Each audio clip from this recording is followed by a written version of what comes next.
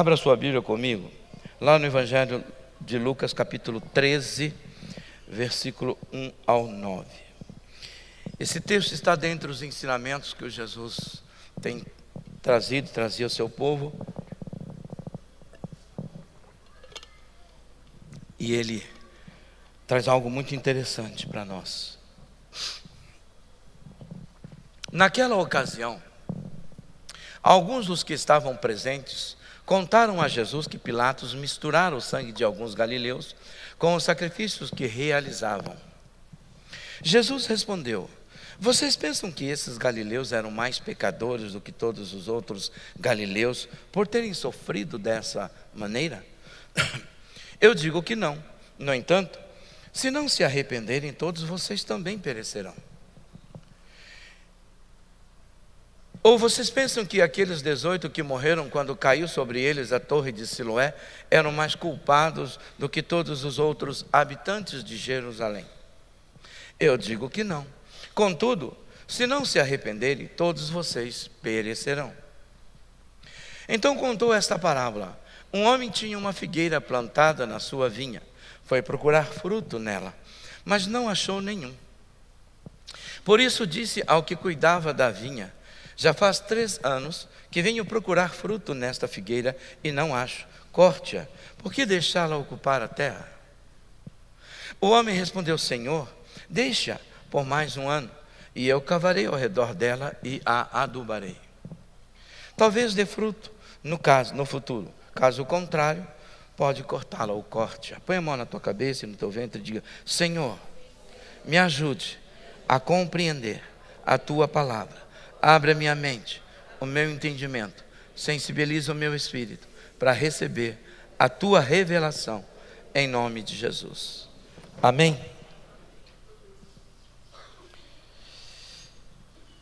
O amor de Deus pela humanidade é algo tremendo, é imenso.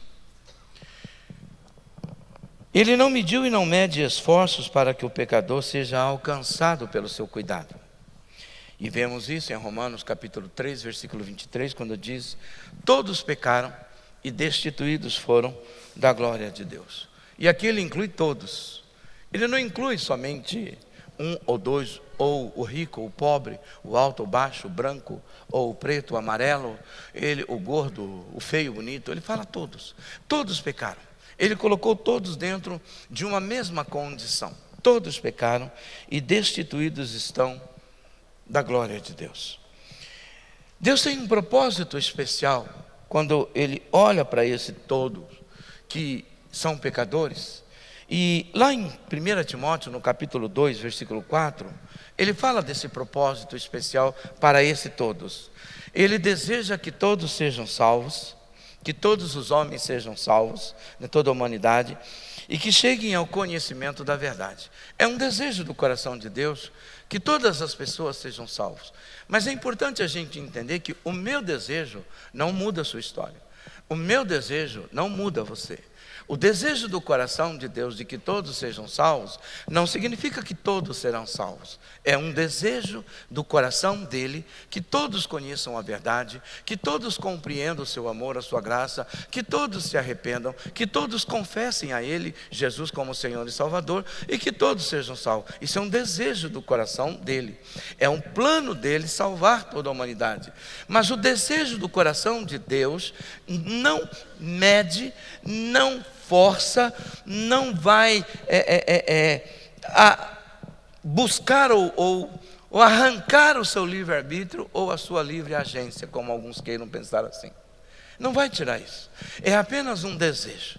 O desejo que eu tenho de algo não significa que esse desejo vai se realizar. Eu preciso trabalhar para tal. Por isso, o desejo dele é que todos se arrependam, que todos cheguem ao conhecimento da verdade. Por isso, Deus não pode salvar você e a mim se algo muito poderoso não acontecer na nossa vida. Deus não pode salvar as pessoas se algo muito poderoso não acontecer na vida delas, que é o arrependimento. E a gente tem uma concepção muito pobre de arrependimento.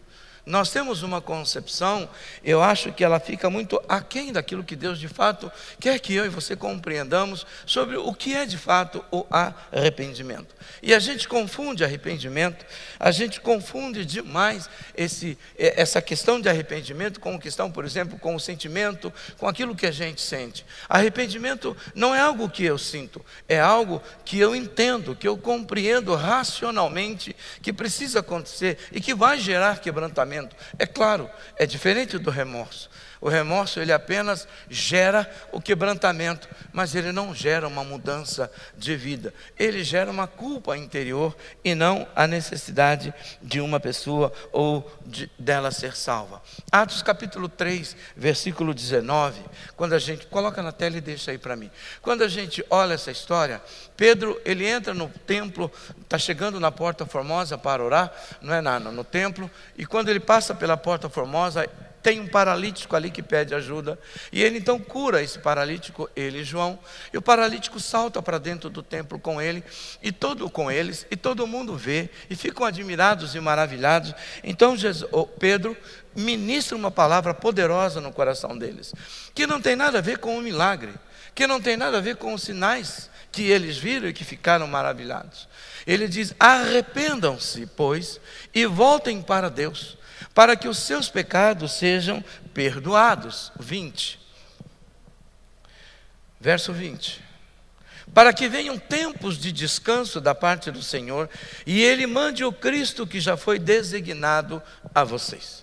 É interessante porque diante de um sinal, diante de algo tão grande que o Senhor Jesus fez ali, a preocupação de Pedro não foi exaltar o sinal que ele fizera, não foi mostrar, olha, Deus está fazendo maravilhas, Deus está fazendo coisas grandes, Deus está fazendo coisas poderosas. Não foi esse o propósito de Pedro.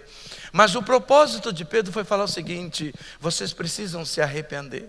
Vocês estão admirados com os sinais do que Deus fez com esse homem, mas se não houver arrependimento, se não houver mudança de vida, vocês vão perecer. E ele está falando isso dentro da igreja, vamos dizer assim, dentro do templo, dentro de um lugar onde estavam ali os adoradores, aqueles que servem a Deus, ali estavam os sacerdotes, estava o sumo sacerdote, ali estavam os judeus praticantes. Ele fala isso dentro da igreja, ele diz: vocês precisam se arrepender, vocês precisam entender o que é que Deus está fazendo, porque se vocês não fizerem isso, vocês vão perecer. Nós precisamos ter consciência de pecado. A gente precisa ter consciência de pecado, de que nós realmente, com Jesus, nós somos santos que pecam, e por isso nós precisamos nos arrepender dos pecados que nós cometemos. Mas se nós não temos Jesus, nós somos pecadores. Aquele que não tem é um pecador, não é um filho de Deus, é uma criatura, e ela precisa se arrepender. Sem arrependimento não há novo nascimento, não há mudança. Mas o mais importante que o arrependimento faz, óbvio, né? Além de gerar uma nova vida, é a transformação que ele necessariamente faz diante de nós. A gente vive um tempo muito interessante. E Jesus, quando ele ensina para os seus discípulos, ele começa respondendo a uma pergunta que as pessoas fazem para eles, ou que alguns fazem para eles, né? Pilatos fez seus sacrifícios e misturou o sangue de alguns galileus com eles. Esses galileus eram mais pecadores do que os outros, porque veio sobre eles essa desgraça, né? A torre de Siloé caiu sobre aqueles 18. Será que eles eram mais pecadores do que os outros, porque aconteceu aquela desgraça? Eu quero dizer uma coisa para você: fatalidades não determinam quem é menos ou mais pecador. A gente viveu agora nesse tempo no Rio Grande do Sul, e a gente viu tantas pessoas falando tanta bobagem, tantas pessoas falando tanta bobagem, tantos profetas do caos se levantando, dizendo: é a ira de Deus, é a mão de Deus, é Deus pesando a mão, é Deus fazendo porque é uma cidade idólatra, porque é uma cidade isso, porque é uma cidade aquilo, porque é uma cidade aquilo outro. Deus falando tanta coisa, eles estavam falando tanta coisa, e pessoas, e muitos cristãos estão ouvindo, falando: nossa, é a ira de Deus. Querido, deixa eu te dizer uma coisa: você sabe o que é a ira de Deus sobre a vida de uma pessoa? Você sabe o que é Deus pesar a mão sobre a vida de uma pessoa? Para a gente abrir a boca e para as pessoas às vezes abrir, e para a gente abrir o coração para receber isso como um fato, com uma facilidade tão grande, isso não é verdade.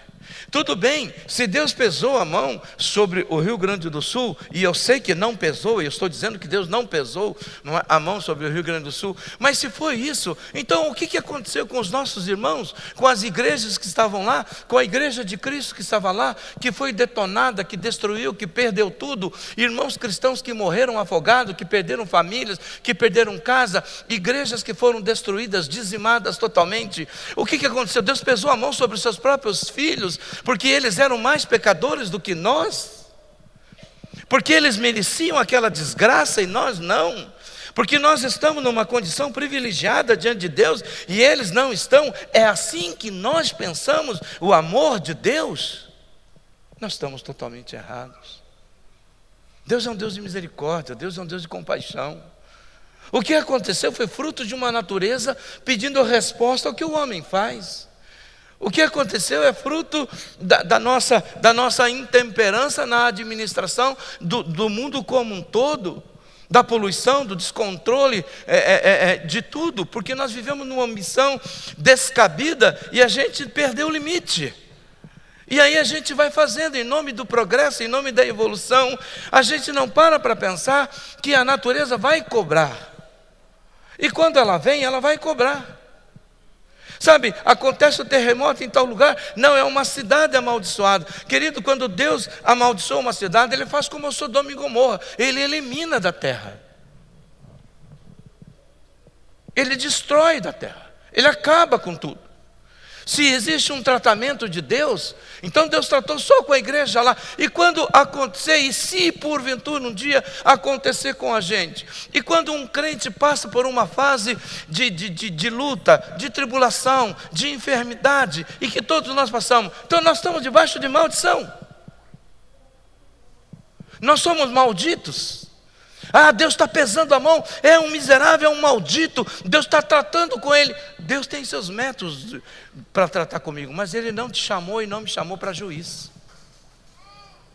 Nós não fomos chamados para julgar pessoas, nós fomos chamados para julgar atitudes. Quem julga atitude absolve pessoas, mas quem julga pessoas absolve a atitude. A gente precisa entender isso. E Jesus está dizendo: vocês estão achando porque aconteceu aquilo com Galileu, vocês são melhores do que eles? Se vocês não se arrependerem, igualmente a eles vocês vão perecer. Vocês acham que vocês são melhores? E Ele está falando isso também para os seus discípulos. Pedro fala o que ele manda de arrependimento para a igreja, porque ele está falando com os judeus. Agora a minha pergunta é: há quanto tempo faz que você não para pensar o que de fato é arrependimento? Porque a igreja vive um tempo em que nós entendemos tanto a graça e o amor de Deus, que a gente pensa que passou pela cruz, o nosso problema está resolvido e a gente não precisa mais se arrepender. Nós truncamos a obra de Deus e a edificação de Cristo na nossa vida, porque a gente tem isso. Versículo 13, 1 e 4, repetindo, diz: naquela ocasião, alguns dos que estavam presentes contaram a Jesus que Pilatos misturara o sangue de alguns galileus com os sacrifícios que realizavam. Jesus respondeu: vocês pensam que esses galileus eram mais pecadores do que todos os outros galileus por terem sofrido dessa maneira? O verso 4. O 4. Ou vocês pensam que aqueles 18 que morreram, quando caiu sobre eles a torre de Siloé, eram mais culpados do que todos os outros habitantes de Jerusalém? Não avalie sua vida pela vida do outro, não vale a pena. Não faça como aquele fariseu que entrou no templo e disse: Senhor, eu dou graça porque eu não sou como esse. Um entra, baixa a cabeça e fala: Senhor, sê propício a mim, pecador, miserável homem que sou. E o outro chega e fala: Senhor, eu te louvo porque eu não sou como esse miserável. Deus diz: quem é que recebeu de Deus a graça? Esse ou aquele? Nós estamos em um tempo de olhar de fato, e aquele que está de pé, cuidar para não cair, e ajudar aquele que cai. Amados, nós somos a igreja que é o único exército que mata os seus soldados, é a igreja de Jesus Cristo. é o único exército que mata o seu soldado. Se um pastor cai, a vida dele está desgraçada. Se houve um probleminha, e somos nós que levamos o escândalo para a internet. Somos nós que vendemos os nossos irmãos como José foi vendido. Somos nós que entregamos como foi entregue Jesus. Somos nós que perseguimos, como Paulo disse, eu fui perseguido pelos meus patrícios. Nós fazemos isso. Nós não admitimos que as pessoas errem. E óbvio que eu também não admito, mas quando elas erram, a gente não mostra compaixão, a gente não mostra perdão, a gente não trata o pecado, a gente massacra a pessoa. A gente não age como um bom samaritano, a gente vira as costas. Vocês estão vendo o que está acontecendo? Pastor, mas o senhor quer que a gente faça o quê? Não quero que você faça nada, eu quero que a gente ore, que a gente clame, que a gente busque a Deus. Sabe por quê, querido? Porque quem está caindo de descrédito não é um líder, não é uma pessoa, é a igreja. Somos nós. Você é crente? Vixe, é lá daquela igreja? Não, eu sou do Senhor Jesus. Então eu sou daquela igreja, sim, eu sou. Meu pastor errou sim, mas ele se arrependeu. Meu pastor, Deus vai ter misericórdia. A gente precisa mostrar o que de fato nós somos. Porque, amados, a fatalidade na vida do outro não diz que ele é mais pecador do que eu. Eu sou lavado e remido pelo sangue do Cordeiro. Eu quero que você entenda, eu não sou, e você que tem Jesus, não é um pecador, é um santo que por vezes peca, mas erra, mas falha.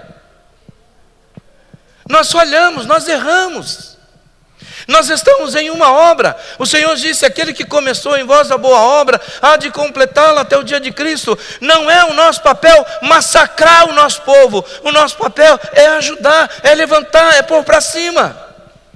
Não é o nosso papel expor a sujeira do outro. A Bíblia diz que o pecado, que o amor encobre multidões ou multidão de pecado. Não significa que não trata, não significa que não traz à tona, não significa que nós não disciplinamos, que nós não falamos, que nós não puxamos a orelha. O que significa que a gente não expõe para dar alimento ao inferno. Porque a gente dá alimento ao inferno.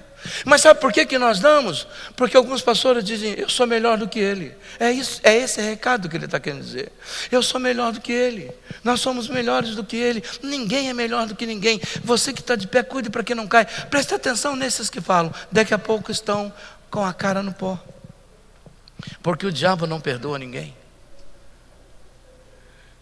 Sabe, quando Deus quer pôr a mão, Deus não pede a minha e nem a sua opinião. Agora a gente não pode avaliar a fatalidade ou a desgraça que algum está passando como se ele fosse menos santo do que a gente. O mundo jaz na mão do maligno, mas eu e você não estamos, amém? O mundo jaz, o mundo está sujeito a isso. O mundo está sujeito a todo tipo de intempéries. O mundo está sujeito a todo tipo de caos. Estamos vivendo agora a guerra em Israel. Estamos vivendo a guerra, a Rússia e a Ucrânia. Estamos vivendo esse momento terrível do nosso país de instabilidade política. Aí você fala, meu Deus do céu, o que está acontecendo? Nós estamos vivendo uma geração de uma igreja rasa, em que ela está mais preocupada em um evangelho egocêntrico do que cristocêntrico. E aí a gente se pergunta, um evangelho que não transforma, que não muda. Um evangelho que ele simplesmente entra na nossa mente, mas não desce para o coração, ou se entra no coração, não sobe para a nossa mente. É um evangelho aspirina. Ataca o efeito, mas não a causa. A gente precisa do evangelho que ataque a causa e não o efeito. A gente precisa entender isso. Jesus está dizendo, vocês não são melhores do que eles. O que aconteceu com eles foi uma fatalidade. Mas vocês têm que aprender para olhar para que, se porventura acontecer com vocês, vocês tenham a esperança da vida eterna. Mas o Senhor Jesus diz ainda que existe um caminho. Existe um caminho para a salvação.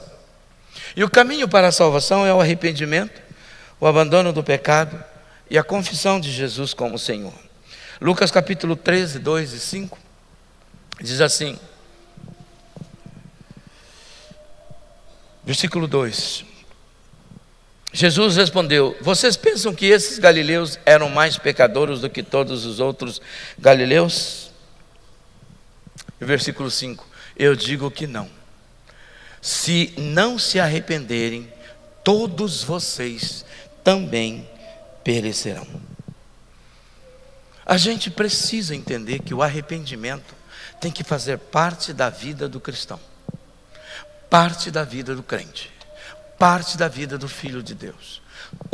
O arrependimento é algo que a gente precisa aplicar na nossa vida. Mas como que eu aplico isso? Atos capítulo 4, verso 12. Jesus nos ensina, Pedro nos ensina nessa ministração, quando ele diz: não há salvação em nenhum outro, pois debaixo do céu não há nenhum outro nome dado entre os homens pelo qual devamos ser salvos. Não existe outro nome. Mas esse homem, Jesus, esta pessoa, Jesus que eu conheço, não é alguém que eu somente celebro, que eu adoro, que eu engrandeço, que eu aplaudo. É alguém com quem eu tenho uma aliança, que é o Senhor da minha vida, e que está costurando um propósito na minha vida. Ele está me moldando, Ele está trabalhando o meu caráter, Ele está me levando a um nível mais elevado de integridade. A Bíblia diz que Ele começou em mim a boa obra, e a boa obra começou ali na cruz. A cruz não é o fim da jornada, a cruz é o começo. Existem pessoas que passam pela cruz, escorregam no sangue e dali não saem. Acham que a cruz é o fim. Não, a cruz é a porta de entrada para um processo esplendoroso de Deus na nossa vida, nos preparando para viver com Ele na eternidade. Por isso a gente precisa do arrependimento diário. Nós precisamos, quando Deus traz à memória os nossos pecados, até mesmo passados, a gente precisa se arrepender e pedir perdão a Deus. Às vezes eu estou vivendo, estou lá no meu quarto, no meu tempo de intimidade com Deus, estou orando, e de repente eu estou na minha oração, vem algo que eu fiz lá no meu passado, no meu passado. Eu sei que aquele pecado não tem poder para me condenar. Por quê? Porque o sangue de Jesus já me justificou. Ele não tem poder nenhum para me condenar. Mas às vezes, se Deus traz à tona, por que eu peço perdão? Porque aquele pecado tem poder para amarrar a minha vida, para prender a minha vida, se eu não o confessei. E se o Espírito de Deus trouxe à tona, é porque é algo que precisa ser confessado e liberado.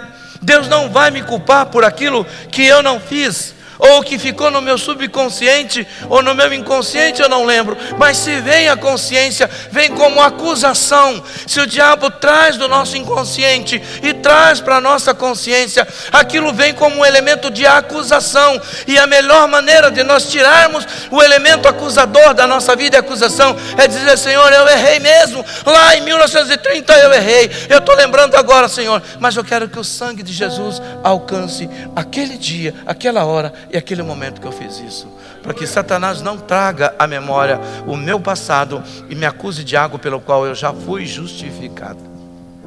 Porque o diabo é acusador. É por isso que muitas pessoas não se libertam do seu passado, porque elas não aprenderam a pedir perdão. Pastor, mas eu já não fui lavado, remido. Eu já falei, esse pecado do passado não tem poder para te condenar, mas tem poder para tirar a qualidade de vida que você tem.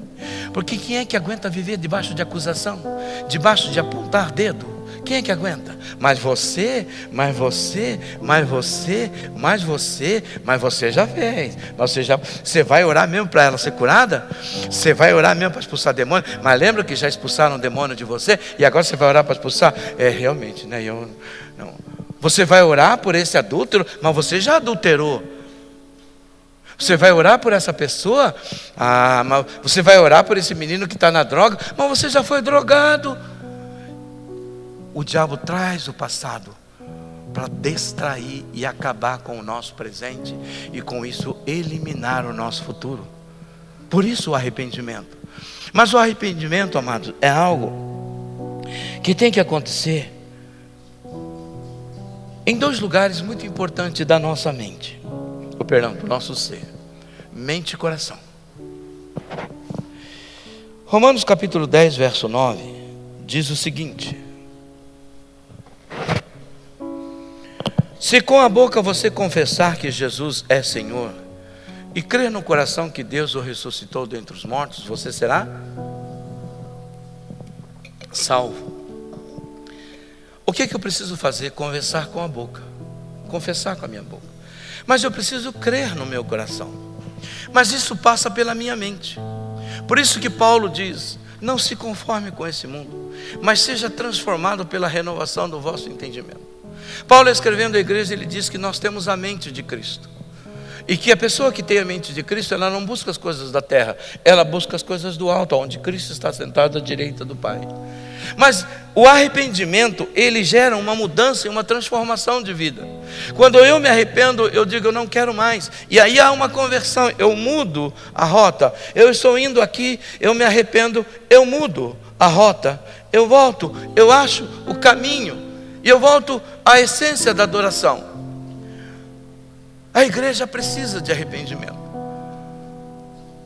Quando Israel volta do cativeiro, e Esdras vai fazer aquele momento muito especial, ele chama todo o povo para um dia especial da leitura da palavra, de confissão, abandono, arrependimento e abandono de pecado. Há um derramar, uma shekinah da glória de Deus poderosa naquele dia, porque o povo se arrependeu do seu pecado. O povo se arrependeu do que tinha feito. O povo se arrependeu. Era o povo de Deus. E nós achamos que nós não precisamos de arrependimento. Nós achamos que a nossa oração naquele dia em que nós entregamos Jesus, ou no dia em que nós fomos batizados e demos o nosso testemunho público de fé, é suficiente, que a nossa vida não precisa evoluir e não precisa de conserto. Isso é uma mentira do inferno. É por isso que maridos não mudam, mulheres não mudam, esposa, filhos não mudam. Por quê? Porque eles não entendem que existe um processo. Aquele que começou em nós, abriu a obra, há de completá-la até o dia de Cristo. Paulo, escrevendo aos Efésios, ele diz que Jesus, ele opera em nós algo tremendo, porque nós somos um novo homem, a nova pessoa que se refaz para o pleno conhecimento daquele que nos chamou, para o dia da redenção final. Nós precisamos estar preparados. Por isso a vida cristã é uma carreira. É uma carreira. Quando você tem a sua carreira profissional, a vida cristã é uma carreira, evoluindo de glória em glória, de glória em glória, crescendo, crescendo, até se tornar e chegar à estatura de uma pessoa perfeita em Deus. É isso que nós precisamos entender. Arrependimento diz: eu não vou mais fazer isso, eu não vou mais viver assim. Arrependimento não é só: Senhor, eu me arrependo, me receba como seu filho amado, eu aceito Jesus como Senhor e Salvador da minha vida.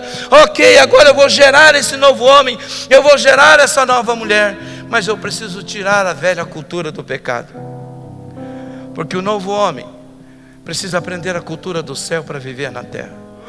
A nova mulher precisa aprender a cultura do céu para viver na terra. E nós temos que ser pessoas melhores. Hoje eu tenho que ser melhor do que ontem, e amanhã melhor do que hoje.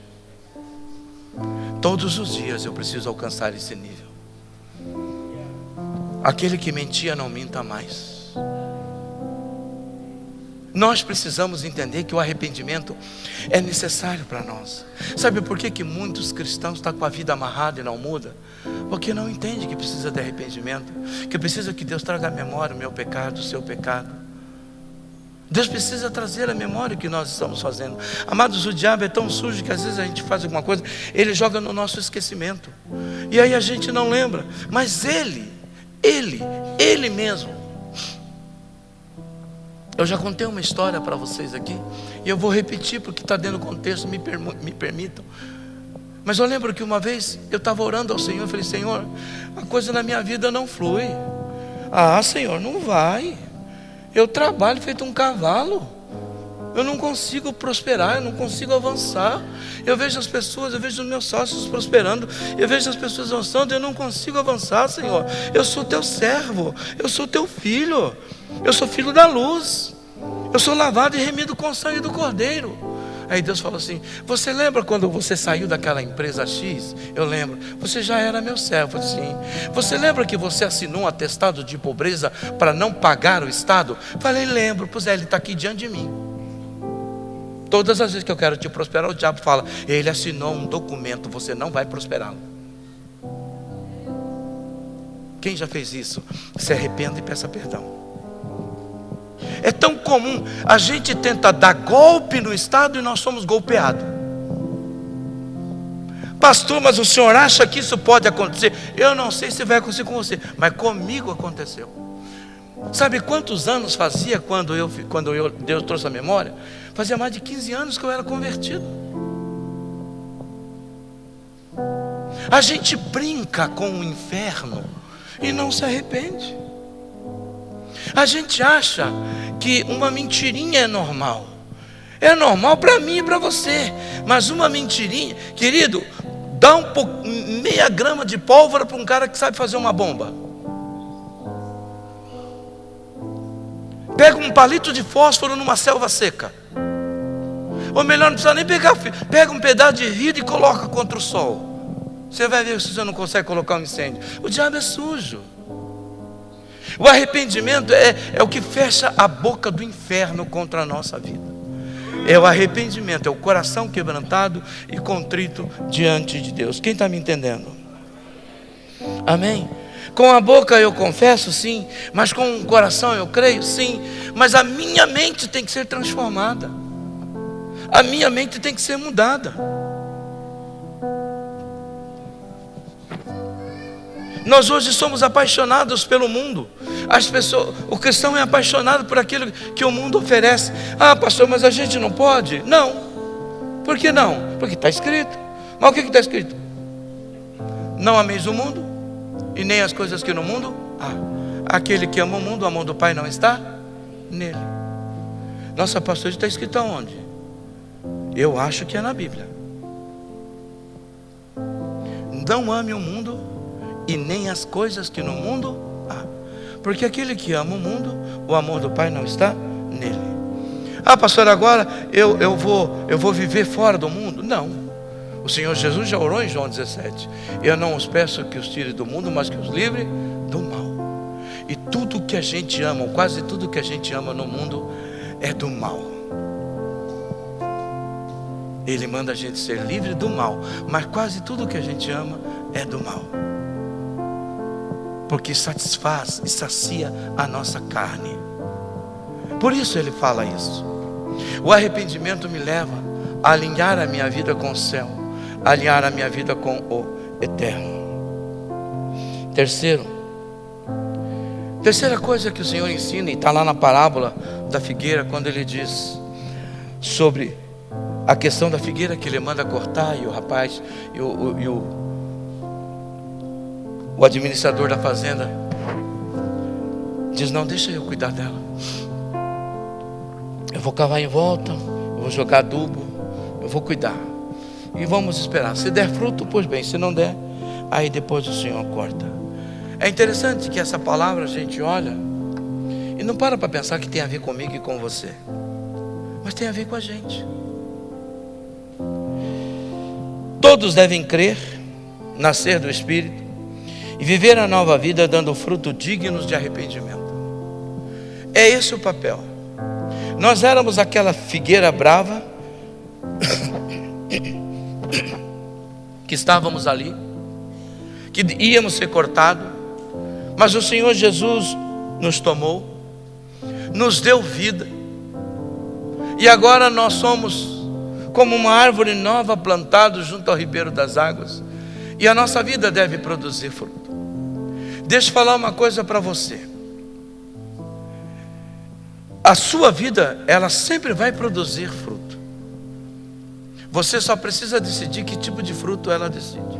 Existem árvores cujo fruto dela é não produzir fruto, ou seja, só produzir folha.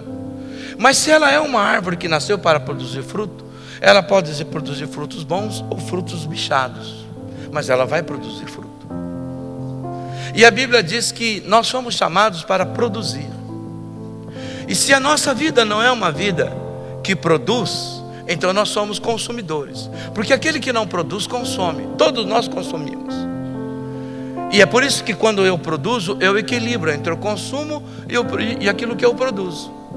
Mas se eu só consumo, eu não estou produzindo. É isso que o Senhor fala. Você foi chamado para produzir frutos dignos de arrependimento. E o que é frutos dignos de arrependimento?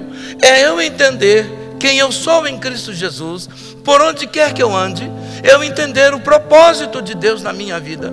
Porque lá no meu trabalho, eu posso produzir um fruto digno de arrependimento com o meu testemunho, exalando o bom perfume de Cristo, não vivendo com aquilo que corresponde às coisas do mundo, mas que corresponde às coisas do céu. Porque eu sou um habitante do céu na terra. Eu moro dentro do reino de Deus, porque o reino do Senhor é chegado. Paulo escreveu aos Colossenses que Ele nos tirou do império das trevas e nos transportou para o reino do Filho do seu amor. Está lá em Colossenses isso. Então eu vivo dentro desse reino. Ainda que eu esteja, amados, neste mundo, eu vivo dentro desse reino. Aonde quer que eu esteja, eu sou um embaixador de Cristo. Eu levo comigo o reino. Aonde eu vou, a cultura do reino vai comigo. E eu posso puxar pessoas para dentro do reino através de Jesus. Eu vou dar frutos dignos de arrependimento, frutos de amor, de graça, de misericórdia, de bondade, de ser uma pessoa confiável para aquela pessoa que ainda não tem Jesus. Há muitos anos atrás eu ouvi de um homem de Deus falar o seguinte: o lugar da igreja é no mundo, o lugar da igreja do Senhor Jesus é no mundo, mas não para ser mundo, mas para transformar o mundo em nome de Jesus. É o lugar que a gente tem que estar. O problema é que a gente chega lá, a gente vira camaleão, a gente pega a forma daquele ambiente, a gente não sabe se colocar e se posicionar. Nós não temos essa identidade, a gente perdeu ela. E Jesus está dizendo exatamente isso. Vocês acham que as coisas que acontecem com o outro faz ele pior do que você? Veja a sua vida. Agora nós nos tornamos pior do que essa pessoa. Por quê, pastor? Porque Deus não tem o inocente por culpado. Mas aquele que não é inocente faz, sempre será culpado. Aquele que sabe fazer e não faz, nisso ele peca. Aquele que sabe como viver e não vive, nisso ele está picando. Não adianta eu esquecer. Não adianta eu falar que eu tenho uma amnésia espiritual. Mas a gente não lê a Bíblia com os olhos abertos para entender. Falou, essa é a palavra que vai mudar a minha vida. No que eu posso melhorar?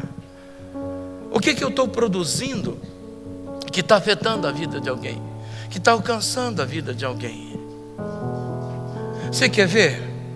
A gente chega na IC. Como é que foi a sua semana essa semana? Não tem novidade. Não. A minha semana foi assim, graças a Deus. Eu tive uma semana boa, né? Deus me abençoou. Eu estou bem de saúde, estou trabalhando. Essa semana caiu o meu salário. Glória a Deus, aleluia. 2 anos depois já está na... Como é que foi sua semana? Então, há 2 anos atrás eu falei que a minha semana era assim. Então eu estou assim na empresa. Eu ainda não recebi promoção. Graças a Deus passou um facão lá, mas eu me abaixei, passou por cima da minha cabeça. Não me pegou, né? Glória a Deus, aleluia. Você ficou 2 anos dentro de uma empresa assim. Quem foi impactado com o seu testemunho? Então você é uma árvore que não produz fruto.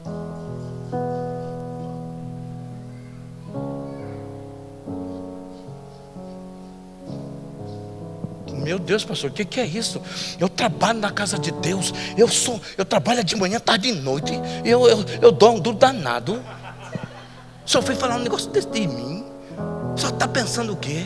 Quem tu está pensando que tu é? Tu está pensando que tu é Deus? Não estou pensando. Eu estou falando aquilo que a Bíblia diz. Você é uma árvore que não dá fruto. Por quê, pastor? Porque é lá que eles precisam da comida de Deus. É lá que eles precisam. Aqui a gente precisa evoluir, mas lá eles precisam nascer de novo. E aí a gente chega na nossa IC e fala assim: então, pastor, aí chega o Plínio, pastor, o quê? A ICX vai cancelar, vai parar, porque está todo mundo desanimado. Cara, mas qual é a experiência que você busca com Deus? Fala para mim. Fala! Qual é a experiência? Como que você provoca o Espírito de Deus no dia a dia? De que maneira você faz? Pastor, eu não falo porque eu não quero receber não. Mas quem recebe não é você, é o Espírito Santo. Cadê o fruto? Mas sabe por que a gente não produz? Porque a gente vive uma vida mediana. Só que para o crente mediano tem uma palavra de condenação. Você que não é frio e você que não é quente, eu vou vomitar da minha boca. Ou Jesus diz, ou você é, ou você não é. Não dá para você achar que é, porque quem acha que é, não é. Então eu vou ter que sair agora evangelizando todo mundo? Você entrega a sua vida para Jesus, ou você vai para o inferno? Não, para.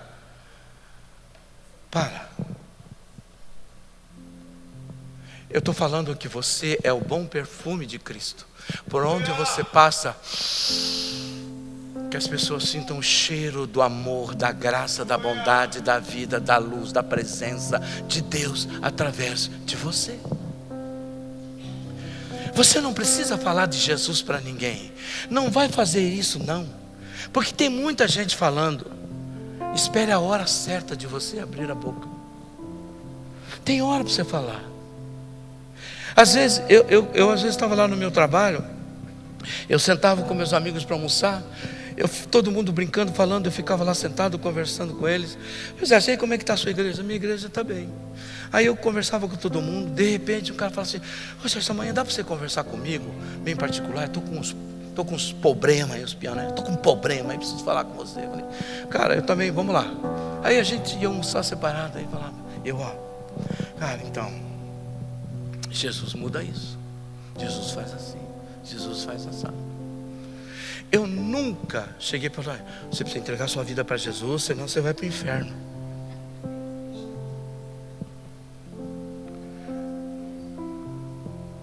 Quando a gente mostra Deus para as pessoas, elas querem.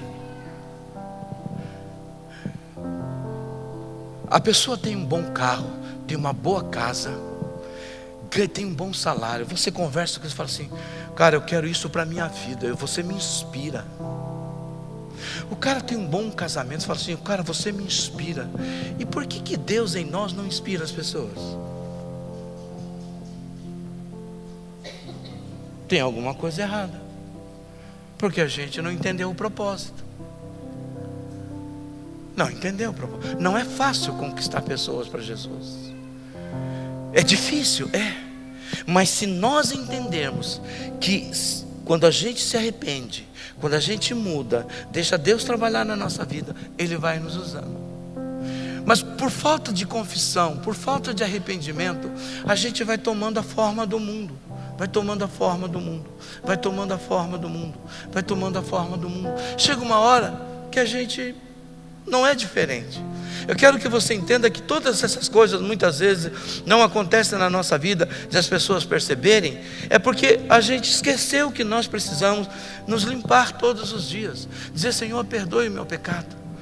É ter consciência dos nossos erros e arrancar, para Deus ir colocando o caráter, a santidade, a bondade dEle dentro de nós, para nos levar a um nível de adoração diferente, para que a nossa linguagem mude, para que o nosso comportamento dentro de casa mude, para que o meu relacionamento com a minha esposa melhore, com a minha filha melhore, com o meu filho melhore, para que o meu relacionamento com as pessoas que estão à minha volta melhore. Isso é uma árvore que produz. As pessoas estão desesperadas por esperança. O mundo está morrendo sem esperança. E nós somos os únicos que temos a verdadeira esperança para elas. Mas a gente prefere ficar falando do erro dos nossos irmãos, do pecado que está acontecendo, das coisas que está acontecendo, e nisso o diabo está ganhando terreno, está sugando as pessoas. Mas se elas se arrependerem, Deus traz um avivamento poderoso. O que eu tenho que fazer por aquele que erra é perdoar, é orar e ajudar. Deus não me chamou para juiz. E quando eu me coloco na posição de juiz, é para julgar atitudes e não pessoas. A gente precisa entender, amados, arrependimento é algo necessário, não só na vida do que não tem Jesus, muito mais na minha e na sua vida, porque agora nós já somos do Senhor. Então a gente precisa disso todos os dias. Quando você acorda pela manhã, abre os seus olhos e você acorda e você vai deitar antes de cerrar os seus olhos. O que você fala para Deus? Como é que foi o seu dia?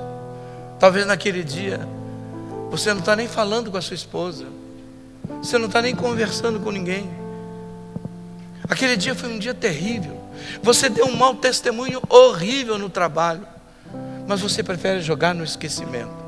Mas Satanás não esquece. Esse é o problema. Satanás não sofre de amnésia. A gente precisa entender isso. A igreja do Senhor Jesus precisa de um avivamento, mas esse avivamento não pode vir sem arrependimento. Eu quero falar algo para você. Como é que você está? Como está a sua vida? Se nós não nos arrependemos, de igual modo a gente vai perecer também, junto com o mundo, junto com tudo o que está acontecendo aí. A igreja do Senhor Jesus precisa do arrependimento.